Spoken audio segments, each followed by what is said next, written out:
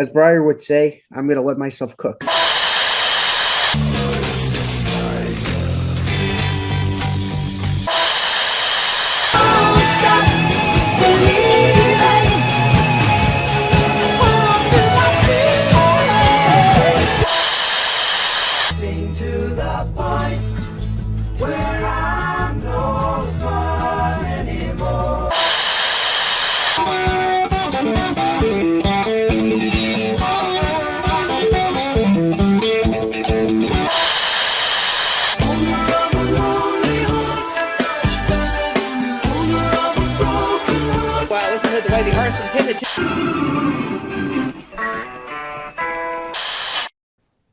Hey music fans, and welcome back to Soundlab Studios. We are going to be continuing our series through Led Zeppelin today with Led Zeppelin's fourth album titled I made myself Getty. That was Man with Stick album. Oh, okay, man. so All officially, wrong. the album we're reviewing today does not have a title because I don't see it anywhere, not even on the spine. I don't even see the band's name on this album, so how are you supposed to know who this album is by if you were to pick it up back in 1971? That was the genius marketing ploy done by Peter Grant back in the day, that if the music is so good, let it speak for itself. And it must have, because this album sold a lot of copies. A lot of copies.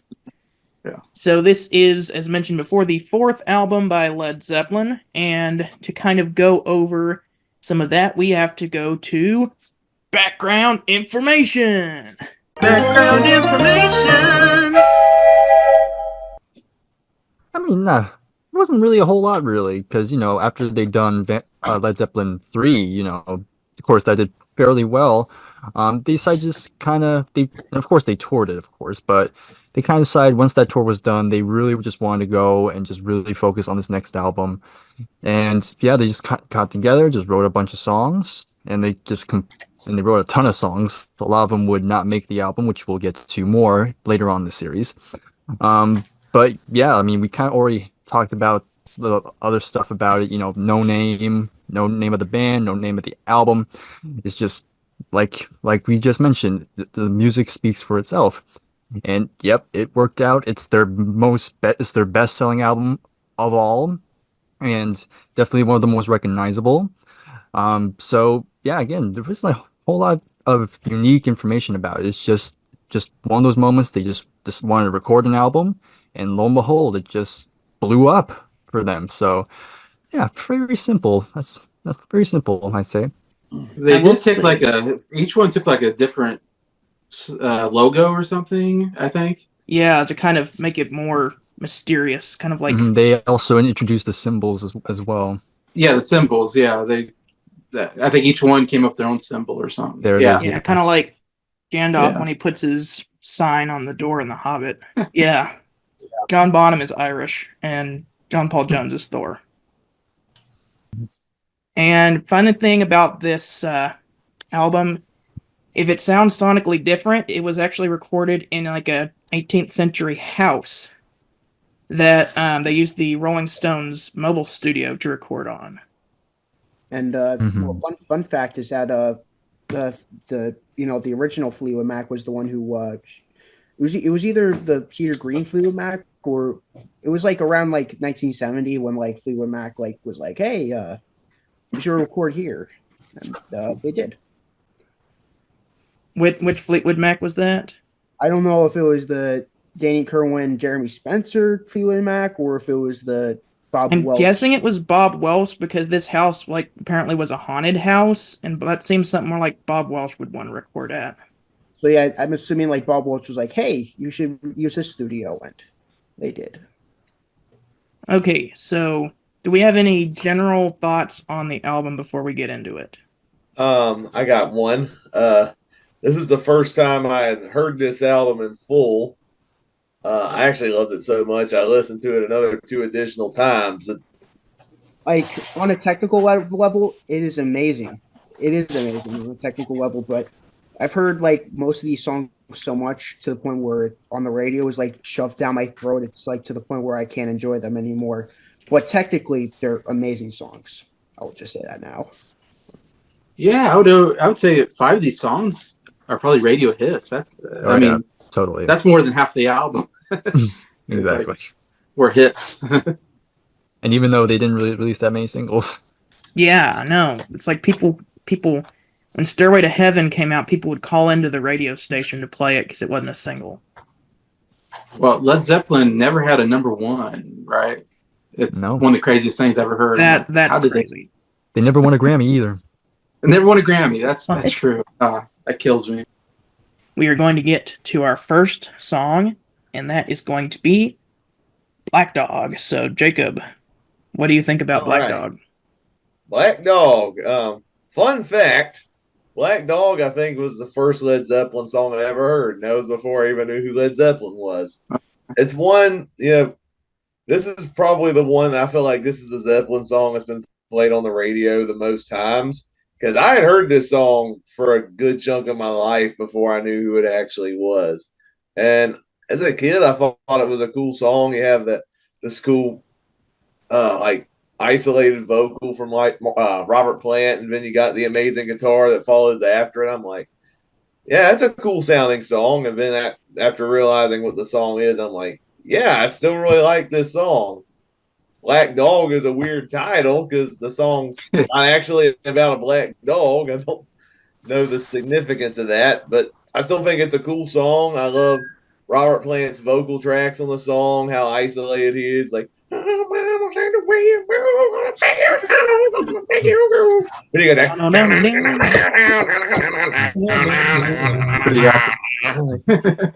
It's a great way to open the album. To keep the blood pumping, I guess is what I was trying to say. But great song. It's a great album when the one that I've associated with the most from Led Zeppelin. It's not even in my top 5. That shows how great of an album this is. But yeah, a great album opener. I think I can't say which album opener is my favorite because you got a Whole Lot of Love, which was a great opener for 2, Immigrant Song for 3, and now Black Dog for 4. I guess the Immigrant Song's my favorite, but they're all great openers. Yeah.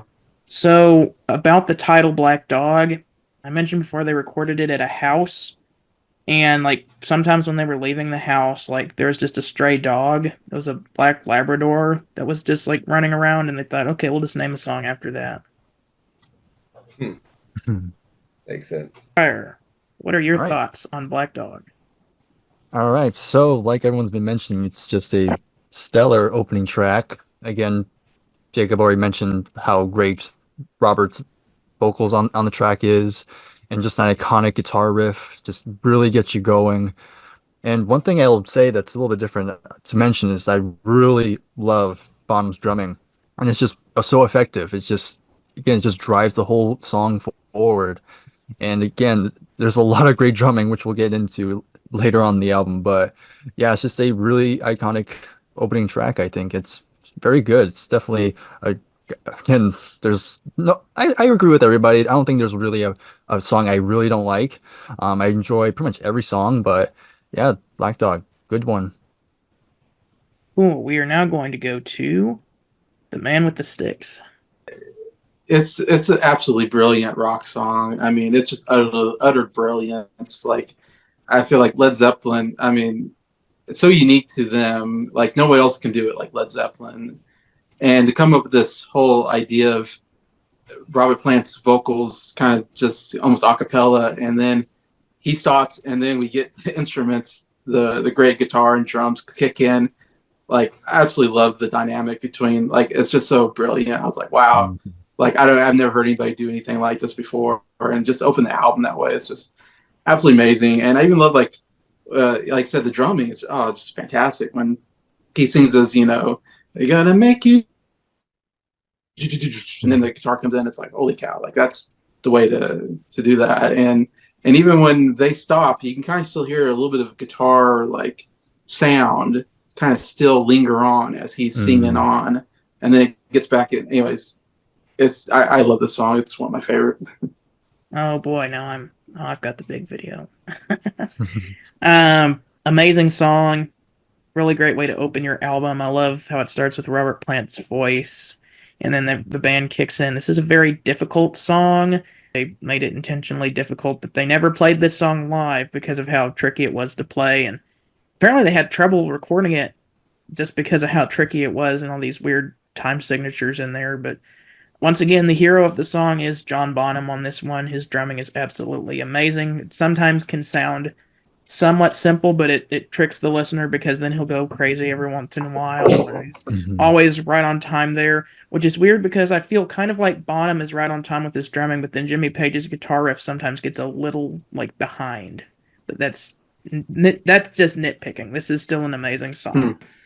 I don't know. I just the song was so overplayed. I to be honest, even before I got overplayed, I didn't think it was one of their best songs. It's good, but I don't think it's overplayed worthy. But I will say when they did the whole because Fleetwood Mac did this originally with the music with the guitar riff and then the isolated vocals with Oh Well, and I think Oh Well did a lot better. This one's good, but honestly, this is one of the songs I really don't care for that much. Like, I'm not gonna say it's bad, but just I don't go back to the song really. It's good you mentioned Oh Well, because that actually was partly an inspiration for the song. Throw up a card here for Nick's then play on review. No, Thank you. I can't do it because Somewhere. Bryer is in the section where it's going to. It's somewhere above Nick or something. Yeah, appreciate it. Check that out if you want to see our reviews of Oh Well. But now we are moving on to the second track on the album, Rock and Roll. Yeah, I love this song too. This is another one that's stuck with me a good while because of how much of a big radio hit this was. I did hear this one a lot as well. I think now that I've listened to a wider range of music, I appreciate this song all the more because it's actually a really cool love letter to classic rock and roll, particularly like the 1950s, but with the Led Zeppelin stamp on it. Probably one of their more simplistic songs lyrically, 'cause it's like, it's been a long time since I rock and roll. It's been a long time since I did the stroll. But it's really cool. Robert Plant trying, I think, to emulate the sound of some of Little Richard's hits, which I thought was pretty cool. It's a very rocking tune. I enjoy the references to some of those great 50 songs, The Stroll and The Book of Love is another reference, which I really appreciated. And then you got a really cool piano part at the end of the song by a really underrated musician named Ian Stewart, an unofficial member of the Rolling Stones. Yeah, he did a great job emulating that Little Richard piano style. All in all, I think it's a great track, and it's one of my favorites on the album. Yeah, what can we say? It's just a really great rock song. I mean, it's one of their signature songs that I've heard so many times growing up on the radio. You just gotta love that, you know, a lonely, lonely, lonely, lonely time. It's like that is so good, like the way he does that. And yeah, it's man, going from Black Dog to this, it's amazing. It's probably the heaviest song on the album, and that's of course I'm into heavy music, so of course I'm gonna be drawn to it. But yeah, it's just this fast pace, just this driving song that goes a million miles per hour, but you're just loving the journey of it. And again, Bonham's drumming just so heavy, it's just going fast, it's just kind of driving everything, and then you have the great riff by Page, of course, just a good guitar tone here. And again, the vocals here is great. I especially love when you hear Robert playing kind of wailing in the background as he usually does. It's just Yes. pretty cool. It's always cool. It's always been a good song. But yeah, I'd say another highlight for me. Yeah, this song is amazing. I love the beginning. So this song kind of was adapted from a jam session they had. They invited Rolling Stones pianist Ian Stewart into, well, I was going to say the studio, but the house where they recorded it at. And we're just going to do some 50s rock and roll kind of not like covers, but just jam sessions based on 50s rock and roll, and there were two of them that they recorded out of it. One of them is called Boogie with Stu, that was kind of a riff off a Richie Valens song, and we may or may not be talking about that song later on. But the other one, this one, Rock and Roll, kind of started out whenever they were jamming to Chuck Berry's Keep On Knockin', which is kind of why the drum intro sounds very similar to that song and harkens back to it. The Yeah. Correction, Scott. Keep a Knocking's a Little Richard song. Did I say Chuck Berry? You said Chuck Berry. I was thinking Little Richard and Chuck Berry came out of my mouth. Okay. And then that piano at the end when Ian Stewart comes in. It's amazing. I love the guitar solo in the middle of this one. And I love the section. I think the coolest section is probably at the very end where John Bonham gets this short little drum solo right before it ends, like the. And then it ends on like a bow bow, which is kind of a weird note to end on, but I don't know, it works for the song. I'm just gonna say it again. This is an okay song. It's another song that got heavily overplayed. Like, this song is probably even worse than Black Dog than that. I really sick and tired of this song. My biggest problem with this album in general is that it's like their most simplistic sounding album compared to like the previous album, and especially the one that comes after it, which I think those albums are far superior than this album. Especially House of the Holy. House of the Holy just crushes this album. It's just much better, much more interesting. It's okay. All right, we are moving on to track number the third, which goes by the name of The Battle of Evermore. All right. So this is the first blind spot. I'd never heard this before listening to the album. And wow, what an amazing track. It's cool that Led Zeppelin throughout their career loved doing Lord of the Rings homages and references. We previously got that in Ramble on Led Zeppelin II with the reference of Gollum and Mordor. And here we got some more Lord of the Rings references. Obviously, there's references to ring wraiths. You have the dragon lurking with Smile. That's a reference to Smaug in the Hobbit book. And then there's another reference to the Queen. That, of course, being Galadriel, the Elf Queen. So some of the little Easter egg references I thought were pretty cool. The production on this song is amazing. It's a very folksy acoustic song with a mandolin on it, which I think is really unique in a Led Zeppelin song. And even vocally, the song's pretty cool because, if I'm not mistaken, this is the only time Led Zeppelin ever duetted with an outside source. The only time they do it. The only time they do it. So they got a female singer. I forget her name off the top of my head. I didn't know. So it's in my. Denny. Oh, you know it. But Yeah. if you have the inner sleeve, they gave her own rune as well. That's true. Oh, okay. But so they brought this outside artist to sing along with Robert Plant, and I love how her part is a great counterbalance to Robert Plant's part, and they sing great together on this track. And I thought it was a really cool song about kind of like the dark forces coming in, but yet the daylight still dawns, and you can still try to have some balance in there in spite of what goes on around you. I thought it was a really cool song, an interesting play on lyrics, and again, being a Lord of the Rings fan, the Lord of the Rings homages and references made the song really stand out. One of their best hidden tracks, in my opinion. It's never been one of my favorites on this album.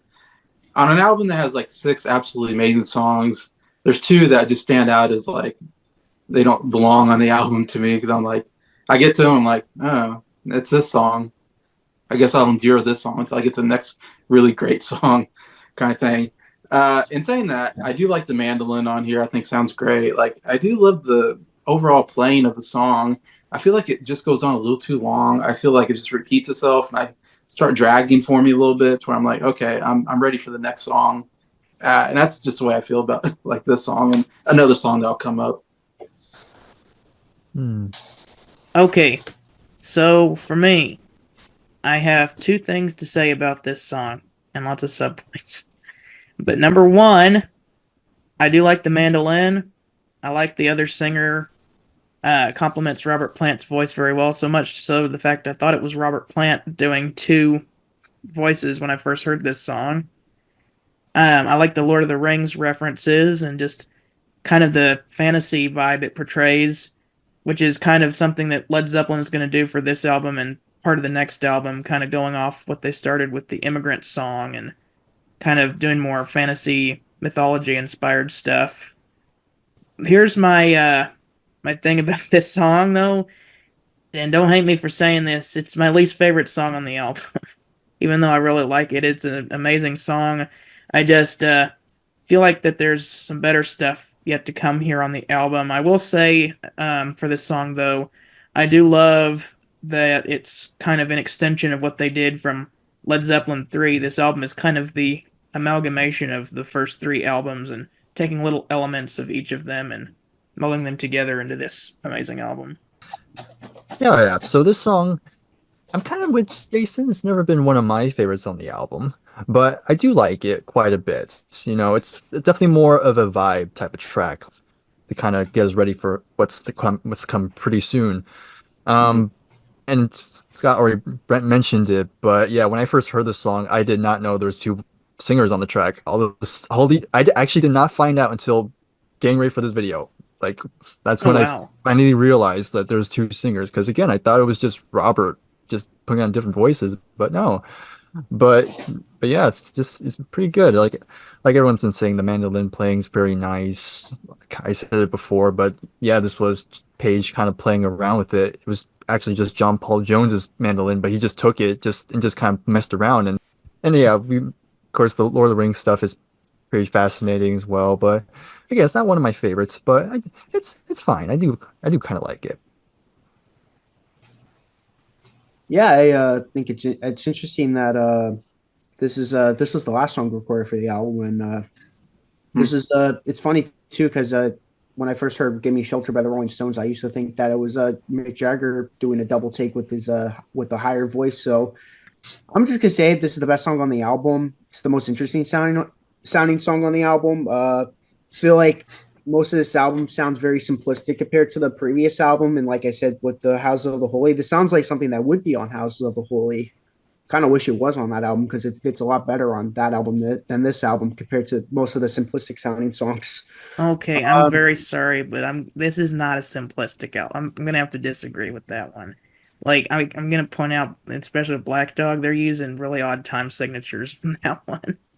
Well, yeah, it might be on a technical, like I said, on a technical note, it is, but for someone who's listening to it, it sounds simplistic. I'm not saying it's like this is my opinion. This is 100% my opinion, but I personally think this is a very simplistic album compared to the previous one. I'm not saying it's as simplistic as the debut album. That's like that the debut and the presents are like the most simplistic albums, but I don't know. It's just I feel like this and another song on this album are a lot more interesting and it works.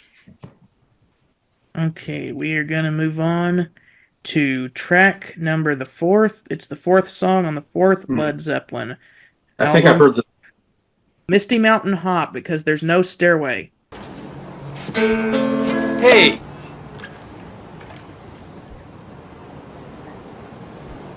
No Stairway!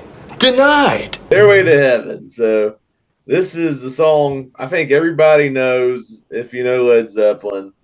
For some people, this song's overplayed. What's funny is I had never heard this song for the longest time. I never heard this song until I was in a music class in community college. And even then, I think some of the classic rock stations that I was familiar with, they hardly played the song for some reason. Like for me, like they either played Black Dog, Rock and Roll, or Whole Lot of Love, and the Immigrant Song. Those are the four Led Zeppelin songs I think I've heard the most in my life. So Stairway to Heaven, I've heard like a few number of times. But I will say, every time I've heard this song, I get the hype. This is an amazing track all the way through. 8 minutes long. Sometimes I'm not the biggest fan of lengthy rock songs, but I think the more I listen to them, the more I like. Okay, you can make some great stuff with the extended runtime you have, and it's no exception in Stairway to Heaven. I love the acoustic, folksy opening. There's a great guitar riff from Jimmy Page that sets off the song. Some great vocals from Robert Plant. And she's buying a stairway to heaven. Some great woodwind instruments in there. And I love the slow progression of the song. And then it starts to pick up the steam a little bit the more Robert Plant starts singing. And then you get to where there's a bushel in the hedgerow. And then you get to the very end, and then the drums start coming in from John Bonham, and you get the and like the last couple minutes, it becomes like this amazing hard rocking masterpiece where Robert Plant just goes full out on his vocals. Like lyrically, I can't tell you what this song's about. I'm no expert on these some of these epic rock songs where it's more about the production and the quality of the song. Like lyrically, I guess the song is nonsense. Maybe he's on drugs. Yeah, not even It's Robert an- Plant knows what the heck he's talking It's about. up to interpretation. I think Robert Plant has tried to he said it was kind of stream of consciousness writing when he wrote the lyrics, but I guess he's come around and said that the meaning that he wants to put to it is that it's about the dangers of greed, and that this lady thinks that she can buy her way to heaven, and that not to be in the mindset of you can buy anything with money. Yeah, okay, I can see that one. It's better than some of those groups saying if you play the song backwards, it's a satanic message, because I don't buy that crap. Yeah. But I think it's an amazing song. One of the best Led Zeppelin songs of all time, and it might be my favorite Led Zeppelin song on the 4 albums that we've listened to so far. And it's going to be a hard one to beat. Yeah, I remember introduced to the song by the movie Wayne's World, which we referenced earlier. Yeah. I was introduced to Bohemian Rhapsody and Stairway to Heaven basically by watching Wayne's World when I was like 8 years old, I think. and I remember I had no idea. Yeah, when he goes into the guitar shop and he starts playing the beginning part, I think of Stairway to Heaven, and the guitar store owner has to stop him and point to a sign that says "No Stairway to Heaven." I didn't get the joke. I was like, "What? No Stairway to Heaven? Like, what does that mean?" But I still love no stairway denied. And I was like, okay, I don't get this joke. And then my dad had to explain to me Stairway to Heaven's this song. Anyways, a really good song by Led Zeppelin. And I was like, oh, okay. And I distinctly remember listening to the radio and the Stairway to Heaven came on. And I knew right away, I was like, oh, this is that Stairway to Heaven song that my dad told me about. And I remember listening to it. And afterwards, I was like, this is one of the greatest songs I've ever heard in my life. And I was like, just a kid. And I was just blown away by the song. And now, 30 years later, I'm still blown away by the song. Every time I hear it, I never get tired of hearing it. I think it's absolutely brilliant. Just instrumentation wise, arrangement, how they arrange the song from soft to a ballad to a rock and roll song back to ballad. I just love that kind of stuff. I mean, Bohemian Rhapsody does it. Band to the Run kind of does something similar. I love when people do that in songs, and I think this is one of the greatest in that. I think the part that still gets me today when I hear this is when they, kick into that rock and roll section, and Bonham's drums this is the best drumming I think he's ever done. Like when I hear those drums, I'm like, man, this is amazing. Like it just gets me every time. The drums, the guitar solo, him Plant just belting out those lyrics, and it still gets me every time.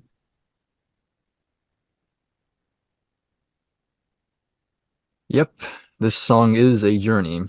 It holds up to that title, and I mean, we can go on about the structure, the different sections of this, and for good reasons, because there's just such great stuff in here, like playing with different sections, different dynamics here. Again, just great vocals, great guitar solo, and the drumming, of course. It's just I don't have much else to add to that, but I will say it's actually surprisingly not my favorite song on the album. Really? It's still pretty high though. It's still, so don't worry, it's still in the top five. But it's kind of one of those songs where maybe I have heard a bit much because, of course, I've heard this song since I was when I was in high school. Because my mom, when I told my mom I was getting into music, she said, "Oh, you gotta check out Led Zeppelin's Stairway to Heaven. You gotta check it out." And of course, when I first heard it, I was blown away by it. And I've heard it many times. And I'm not at the point where I think it's overplayed for me, but it's kind of at that point where I kind of want to preserve uh, my love for the song. So I'm at a point now I don't need to hear it as much because again, I want to preserve the love and appreciation I have for it. At this point, it's kind of like it's kind of like an old friend where you hang out for a while, then you kind of drift apart. But then when you come back, it's kind of like all the memories come back. It's like, Yeah. oh, yeah, I still really like you. So that's usually how I feel about Stairway to Heaven, but still, it's an iconic song. I think it deserves the reputation it has. So here's the thing. I when I first heard this song knew it was something special. I got the album here, and I purposely have not listened to this album a lot because I know that a lot of these songs are played on the radio, and I do want to preserve like my fond attachments to these songs. So, and I'm glad that I did because this is when I was in my big Led Zeppelin listening phase last spring. This was one that I didn't listen to very much. I think I listened to it maybe twice. And I listened to In Through the Outdoor, I don't know how many times. I listened to Houses of the Holy, I don't know how many times. But that one I didn't listen to a lot. And honestly speaking, I'm glad that I didn't, because listening to this album again today after a long time, Mm-hmm. especially this song, really helped me realize what good songs are on this album. Mm-hmm. And this may or may not be my favorite Led Zeppelin song again after listening to it again. But starting out, that guitar, you can say it was stolen from whatever that Spirit song is or not, but Yeah, I forgot. it's different. It's a common chord progression. Mm-hmm. But that guitar intro is just amazing. You just you hear that and you know that you're in for an amazing journey here with this song. And then John Paul Jones comes in with that recorder. He plays some electric piano. Bass comes in, and then it starts off really quiet and slower, and as the song progresses on, it gets gradually louder and gradually faster until John Bonham comes in with those drums about halfway through the song. And then the electric guitar comes in a little bit later as well. That comes in before Bonham. I think every verse adds a new element. The first verse is just Page's acoustic guitar and John Bonham's recorder. And then the second verse, I think, has some John Paul Jones electric piano. And then the third one has the bass and Jimmy's electric guitars. And there's a little interlude section, though. It makes me wonder part where he's got that boom, ba-dum, boom, boom, boom, boom, boom. Boom, ba-dum, dum, dum, dum, boom, dum. Yeah, and every time he stops, it's that's the part where John Paul Jones plays the electric piano note. So it's bow, bow, bow, bow, bow, bow, bow, bow. It's alternating on the Jimmy Page's riff is on the on beat, and John Paul Jones is playing on all the syncopated beats, and I think that's really cool. Of course, the best part of the song is whenever we get into the rock section with that guitar solo that when I listened to it today, it literally sent shivers down my spine because I forgot just how emotional it is when it comes in. And that, especially that call and response part with the several different guitars, that it's kind of he'll play a really amazing lick, and then you'll hear in the background,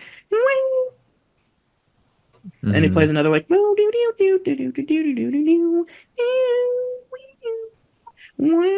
which is that's not easy to do on the guitar. You have to, that's like a two-step bend that he's doing there on that part there. You have to push the string up a lot, and it hurts your finger whenever you do that. Because I learned this solo at one point. I don't exactly remember how to I can fake my way through playing it now just using my ear, but I knew all the notes at one point, and I remember watching I watched a video to learn how to play it, and like, you're gonna have to do a 2-step bend at this point, and I'm like, dang it, Jimmy, why did you? As an Office reference, dang it, Jim. And of course, Page would have to play something different when he did it live, because when he played it live, he played with his double neck guitar. He'd play the intro on the 12-string part on a clean sound, and then he'd play the solo on the 6-string neck. And because he has the double neck doesn't have as many frets as the guitar he played in the studio, so he has to change that part up because he can't get to the yeah, just to play that same triad in a lower end version. But speaking of the guitar he played it with in not the studio, the house. He played it on the Fender Telecaster, which was the guitar that he recorded the entire debut album with. So a lot of these songs he's been recording with his Les Paul, which he got from what did I forget? How did I forget Joe Walsh's name there just a second? I just blanked. Joe Walsh, who would later join the Eagles, gave him his Les Paul. But he played the Telecaster on this one, which is interesting that probably his most iconic guitar solo was played on the guitar that basically started the band. But if we're going to talk about, like, the first time I heard this song, I managed to somehow go 19 years without ever hearing this song. And then I was in, like, the basement of a music thing, and I started playing something that sounded kind of like Stairway to Heaven, and someone was like, you ever hear Stairway to Heaven? And I'm like, no, and I listened to Stairway to Heaven, and I was like, what is this? This is...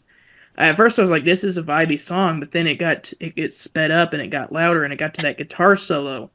And I thought, wow. That's all I could think is just, wow. How is like a song this amazing actually like a real thing? And then the thing I haven't said yet, the end of the song, where it all just bow, bow, bow, bow, bow. And it's like the whole time it's been speeding up, but now it's slowing down and getting quieter. And then you just get Robert Plant saying, and she's buying a stairway to heaven. No instruments or anything after that. And if you're listening on the record, that's how side 1 ends, kids. So the very last thing that you hear is that, and then silence. It really just leaves you with something, but like, that is probably the most in-depth I will go on a Led Zeppelin song, or maybe any song, just because of it's just amazing.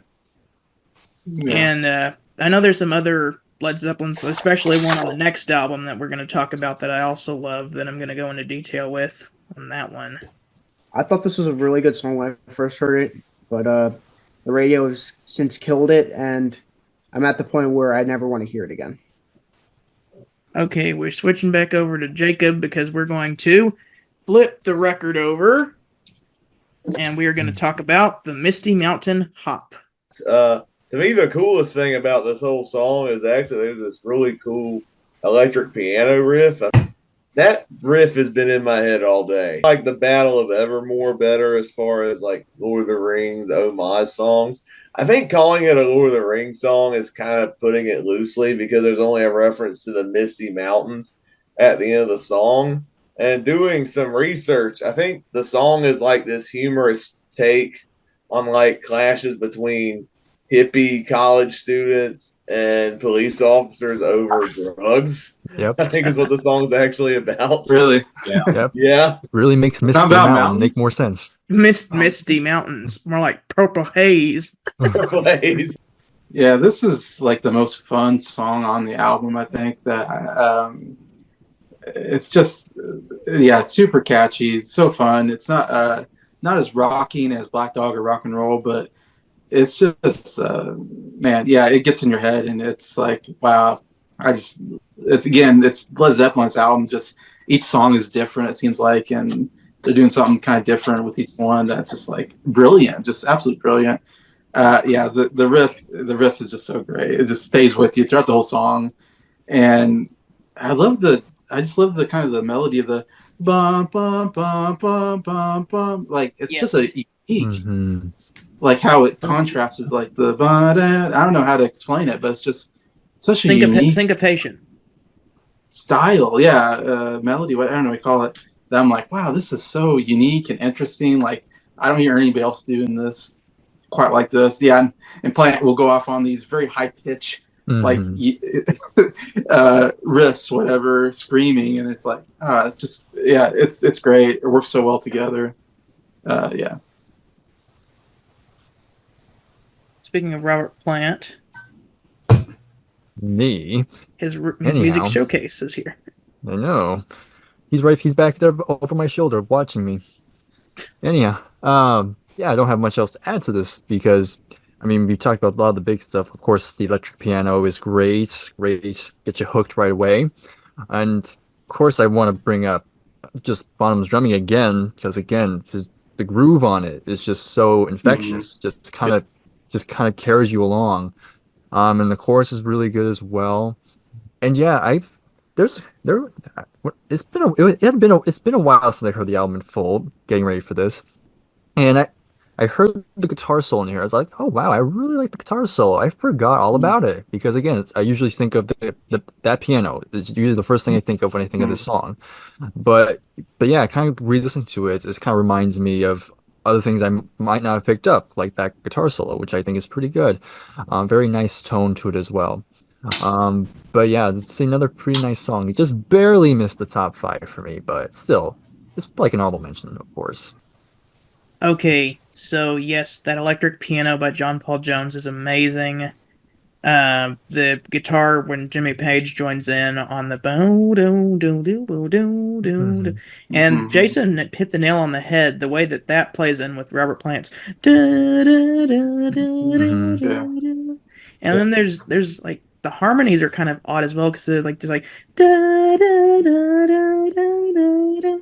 Like that's kind of an odd harmony that goes with. It's like it's using parallel notes. I don't know the interval because I'd have to walk over the piano to find it, but like it's kind of an odd harmony, and that with the syncopation clashes in the best possible way with the main riff of the song, and I think that's really interesting. I also really like the Lord of the Rings reference, even if it just name checks the Misty Mountains. But I don't know. This album is a lot more lyrically interesting than the first two. Maybe not the third one has some good ones, but some of the more fantasy inspired stuff like this. But even most of the song, I just directly contradict myself because like Jacob was saying, most of the song wasn't. I guess I'm thinking more of Battle of Evermore, but really great. I'm not sure if it's going to be in my top 5 because I haven't made my top 5 yet. But okay, too hard. It's difficult. I think this is one of 3 songs I actually could go back to and enjoy. It's not overplayed and it's not bad. Like 4 songs are like overplayed and then there's like 1 song that's not. But I'm like glad it's not. We'll get into that to the next song, but I think this is good. I wouldn't consider this to be top tier Zeppelin. I would probably place this at like A tier. I don't think this is as nearly as good as Battle of Evermore or When the Levee Breaks. I still think this is a tiny bit simplistic for Zeppelin standards, but that beginning though, I would say makes it stand out with a boom boom. But basically the John Paul Jones thing you guys were talking about. Like I said, he's like you guys said before, he's the secret sauce, and if it wasn't for him, this song would totally be simplistic. So I'm glad he's able to really save this song. Okay, so the next song, before we get into it, I have a little preface for it so that you can understand why the song got the name it did. Next song is 4 Sticks, and if you want to know why it's called 4 Sticks, it's because John Bonham played this song with 4 sticks. He held 2 drumsticks in each hand and went. All right, 4 Sticks. Well, the first thing I want to highlight is John Bonham. John Bonham. He, one of the best drummers of all time. And you can look at this song as positive proof of that. His drumming on this song is absolutely amazing. Some unique drum patterns in this song too. I think they go into some different time signatures. I was counting at least 5 beats on some of the measures on this song, which you don't really hear that in rock songs. The only other song I can think of that does that is the Mission Impossible theme. So congrats for being unique, I guess. I love the percussion on this is really good. And then you have the guitar riff that kind of counterbalances that, like down, down, down, down, down, down, down, down, down, down, down, down. So going in, I think people had said this is like a weird song, and some people don't really care for this one that much. I will admit it's my least favorite song on the album, but I still think it's a really cool song, especially on a musical level. I think there's some really unique stuff in it, especially with like I said, the percussion, the drum riff. I just said the drums. Messing up again. The percussion is great. The guitar riff is awesome. Robert Plant does some cool stuff vocally, which even though I think he's doing some little processing type thing, but oh yeah, at least he doesn't do any of that weird distortion like he did on that awful Roy Harper. Whenever they recorded his vocals, they played the tape at a slower speed, and then when they sped it up to normal pitch, then Robert Plant sounded higher than he was. Oh, okay, that makes sense. It sounds cool in this song. He's going to do it again on another song in the next album. Okay. I will say there is one aspect of this song that when I first heard it took me off. So John Paul Jones decided to play around with a synthesizer on the end of the song. And when I first heard it, I'm like, I think I commented on the message group. There's a synthesizer on this song, and that is a choice. But the more I listen to it, the more I'm like, okay, I can see why he would put it there. I think it kind of adds to the weirdness of the song. So it doesn't annoy me as much as when I first heard it. Compared to the other tracks on the album, I think there's a song that has to be dead last. And for me, it's Four Sticks, but it's still a really cool song. Yeah, I'm kind of the same with everybody probably on this one. Just I said it with the Battle of Evermore, and I guess 4-6 is those two songs to me. It's like you have these 6 absolute amazing songs. I mean, it's some of the best songs Led Zeppelin's ever done, and so those two songs they don't stand out. They're not memorable. They're just like take it or leave it type songs, and it's not really a bad song to be honest. I think Jacob said, the drumming is actually quite good. The guitar riff is actually not bad. It's actually a pretty good guitar riff, but I don't know why. Every time I get the song, I just don't care that much about it. It's just, and maybe it's not top tier Led Zeppelin songs like the other ones on the album, and so it makes it stand out a little bit as like just a ho hum song in my opinion. But yeah, so it's like not bad, but it's just not memorable. Yeah, it's always been even when when I revisit it for this review, I liked it a lot more than I usually did. Again, the drumming is great, and I do like the riff to it. I think it has a pretty good heavy riff to it. But yeah, this just happens to be the song I play the least on this album is the one I go back to the least. Again, there's some interesting moments to it.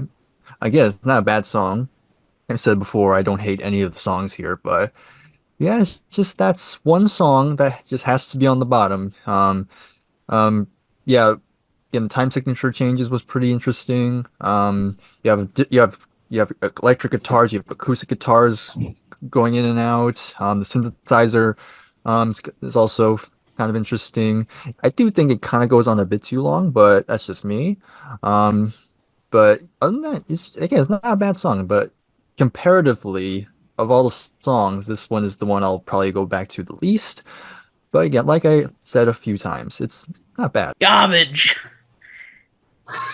You know what? We didn't go that far. When I was listening to this song today, I actually really enjoyed it. It reminds me.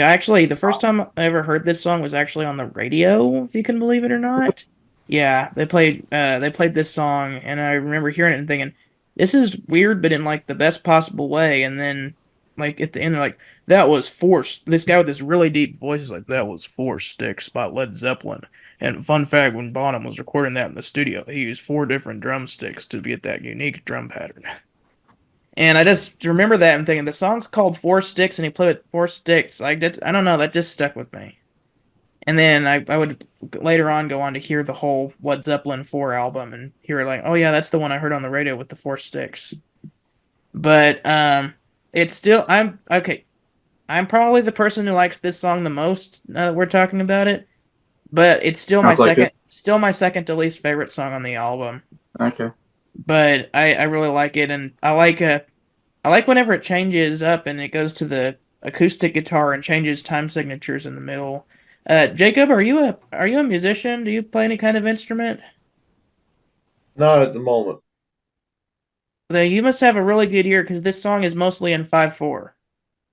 I've been in music classes. I played in the band at one point, and I used to play some instruments throughout my life, but I'm not playing it at the moment.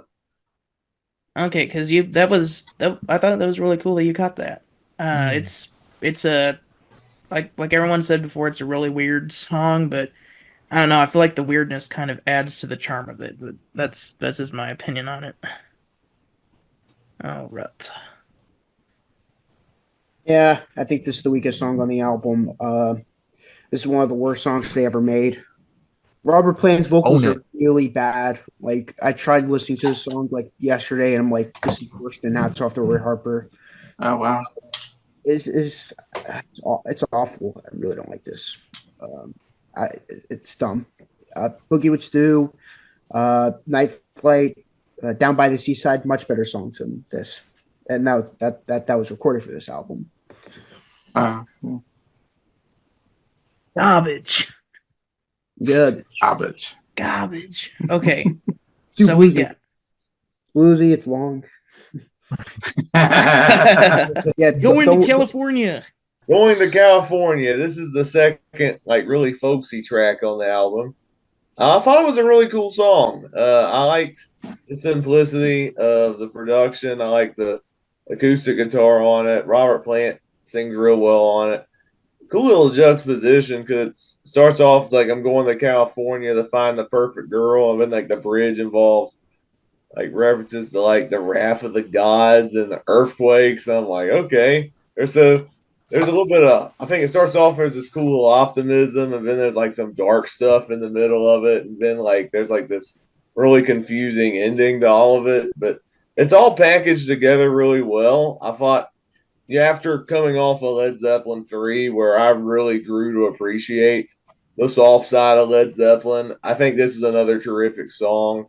And it just might be in my top 5 songs on the album. I think this song's pretty excellent and really underrated.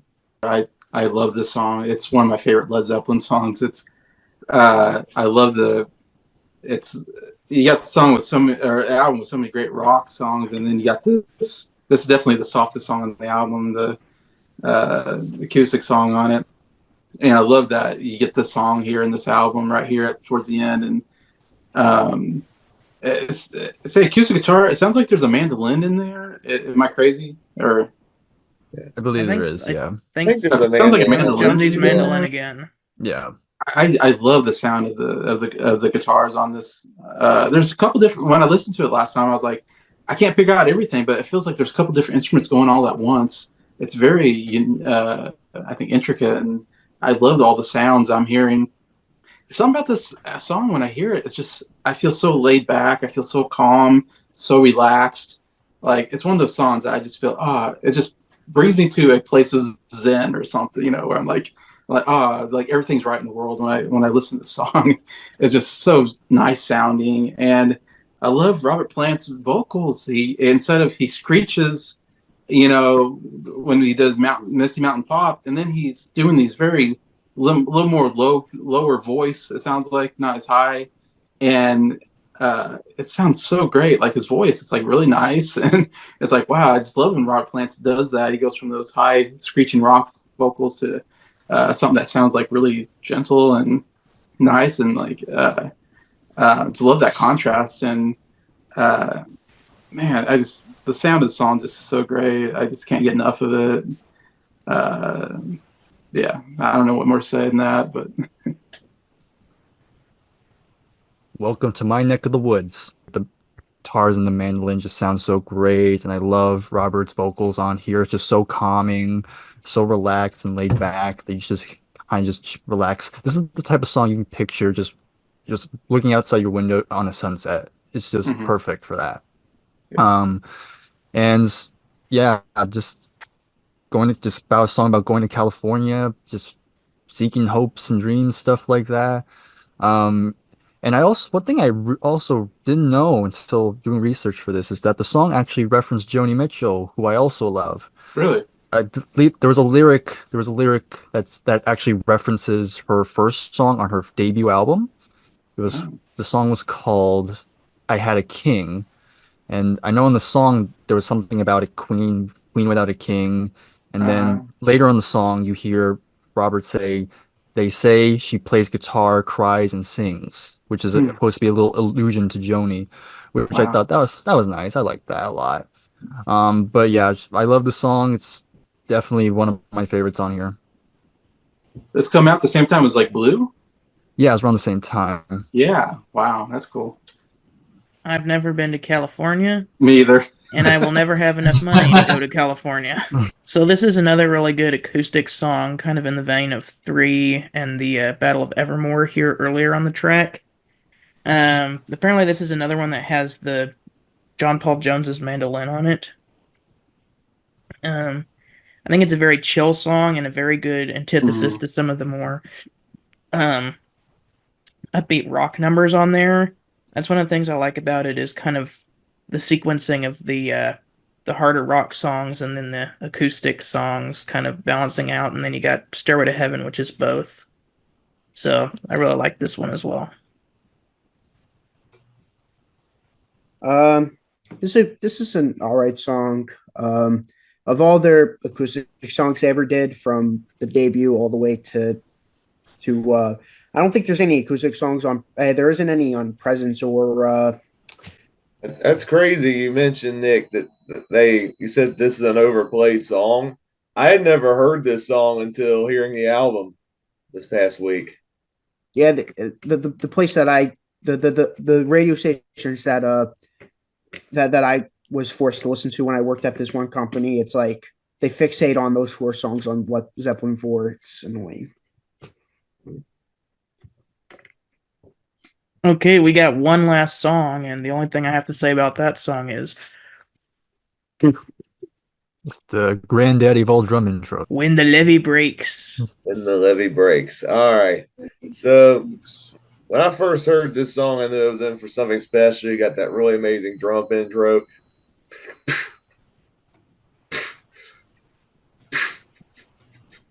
Then you get that cool guitar part. And as soon as I heard that, I was like, this is going to be one of my favorite songs on the album, isn't it? Had you ever heard this before you heard the album? No. We've talked about how in the other Led Zeppelin albums, they were greatly inspired by blues. And from what I understand, this was a blues cover. I don't know how the original blues song sounded. It's probably like super simplistic, and it might be a generic blues song. I don't know, but it sounds completely different. I love the way Led Zeppelin made it their own. Like, they kept the blues influence while making it into like this very hard, heavy rock song. The guitar riff, the guitar solo is throughout this whole song is great.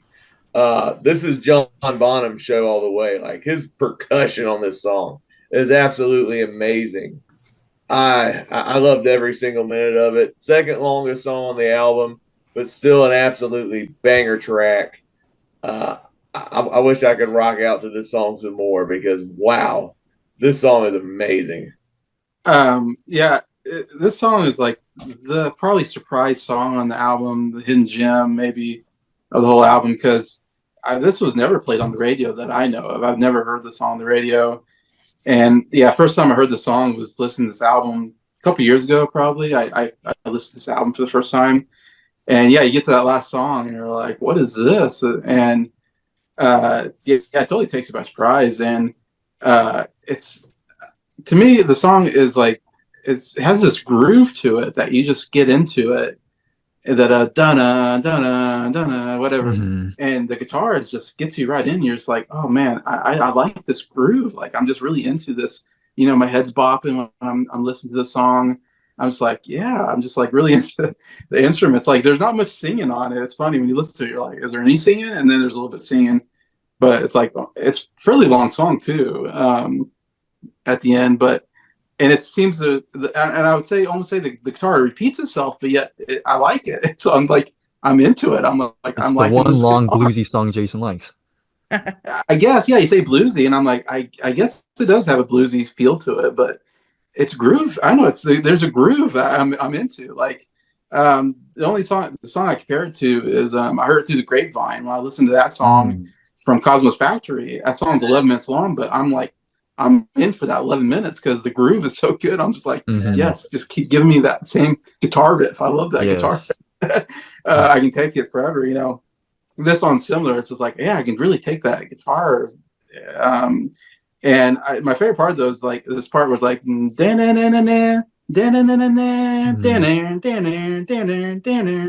that part is like so good. Like that is like just top notch, you know, Led Zeppelin guitar playing and overall instrumentation, and they said drumming and all that, but it sounds like harmonica in there. I don't know if there's harmonica. Yes, there is. Yeah. Okay, because there's something else. I'm like, what is this? This is so cool.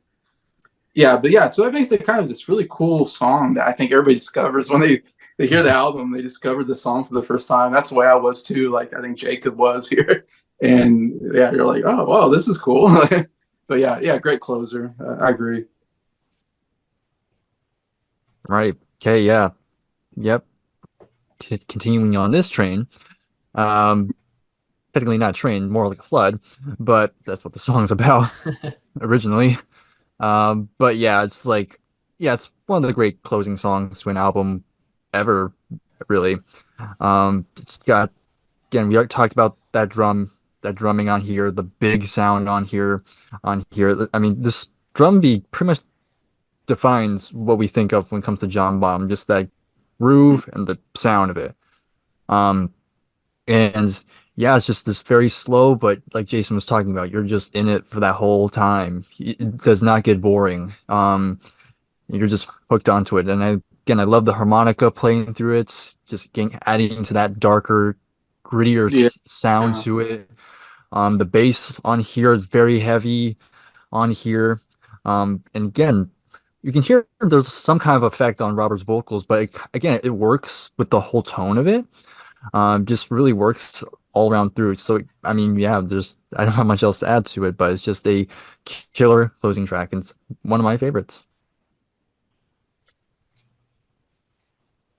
Okay, so like everyone else before said, the second that those drums kick in, you know something amazing is about to happen. When I was listening to the album this morning on my record, as soon as it started, I've heard this song a lot, but I still went, whoa, yeah! I love the guitar riff. I love the harmonica that Robert Plant brings in. His singing is great. This is just an epic way to close the album. And I'm with Jason. The best part is the boom, boom, boom, boom, boom, boom, boom, boom. I think this is one of their best songs, period. This is one of the songs that really stands out to me. Second favorite album closer, General. Probably my favorite album closer is Supper's Ready by Genesis, but, you know, it's a 20-minute epic, so it's kind of hard to beat that. This is awesome, though. But yeah, this is one of two songs that I could say, like, is awesome. Like, just, I go back to regularly. Mm-hmm. All right. Well, that takes us to the end of this amazing journey.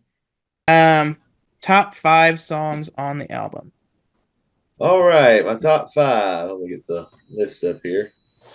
I don't know if you can. All right. Number 5, Going to California. Number 4, Rock and Roll.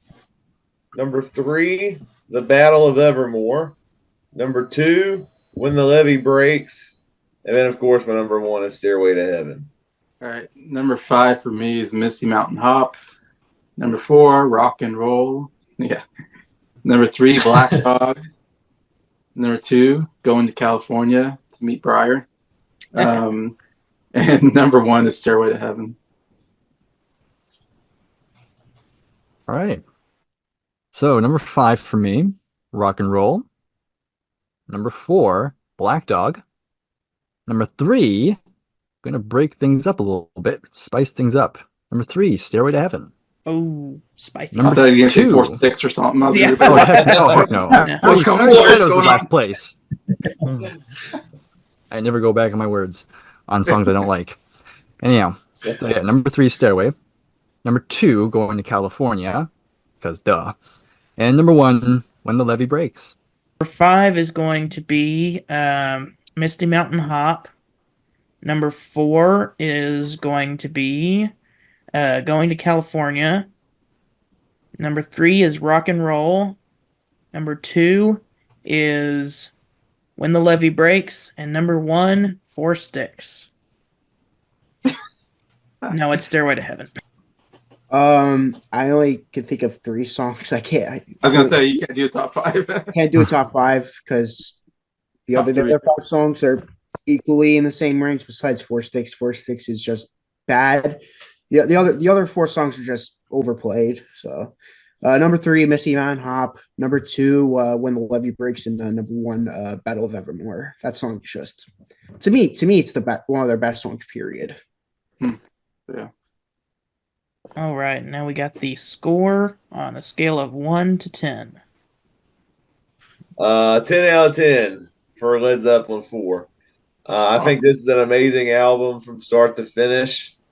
I think this album was a great mix of everything Led Zeppelin had done at this point. But so far, I think Zeppelin IV is the one to beat. Oh, you're gonna love it because on the next album they pull another Led Zeppelin 3, and instead of making Led Zeppelin 4 Part 2, they do a completely different actually 8 different directions. Every one of those songs on the next album, it sounds completely different than the other one, and it works so well. Yeah, I was really on the fence of a 9.5 to 10. I was definitely in that range, and I was like, what do I give it? Because, like I said, Battle of Evermore, 4-6, does that knock it off the perfect 10 score for me?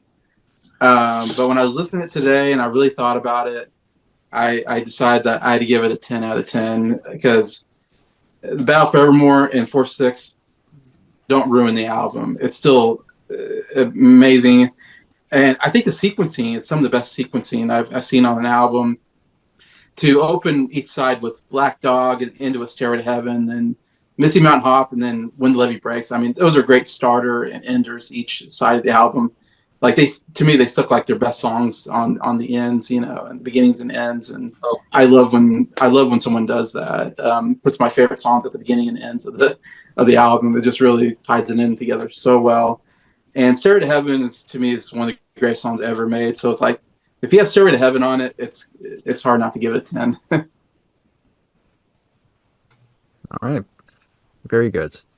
As for me, I'm not gonna be a little critical here, but not too much though. I'm gonna give it a 9.5. Nick can attest to this. There's actually one album I do prefer than this personally, which I'm looking forward to that when we get there. It's a classic album. I think it definitely deserves its reputation. I mean, there's so many classic songs on here. A lot of them I'm still not tired of. It's just a really good album from start to finish. It's getting a lot of great playing on here, a lot of heavy moments, but a lot of quiet moments too. So 9.5 for me. I had originally scored this album a 9.5 out of 10 before I listened to it today. But then re-listening to the album today made me change my score, and I was like, what do I change it to? And I reserved my 10 out of 10s. I very sparingly, or not sparingly, I'm very picky about what I give a 10 out of 10, but I'm going to go ahead, even though Battle of Evermore and Four Sticks aren't like my favorites, I think they're still amazing songs, and I'm going to go ahead and give it the 10 out of 10. Wow. Awesome. Not me. It's like a take on Your Innocence Till Proven Guilty. For me, it's your 10 out of 10 album until you're proven otherwise. So keep it in mind. Well, Stairway to Heaven docks it 2 points for it being ruined by radio. So that's 8 out of 10. 4-6 is horrible, so that docks it down another 2 points, which makes it 6 out of 10. And the other songs, the other overplayed songs, just dock it down by 1 point. I feel like the big thing that saves this album is Battle of Evermore. If it wasn't for that song, it would be a lot lower for score. So I'll give it a 5 out of 10. Yeah, 5 out of 10. That's my score. Okay. Well, thank you guys for watching. We will see you in the next video, Houses of the Holy. Until then, we will see you guys later.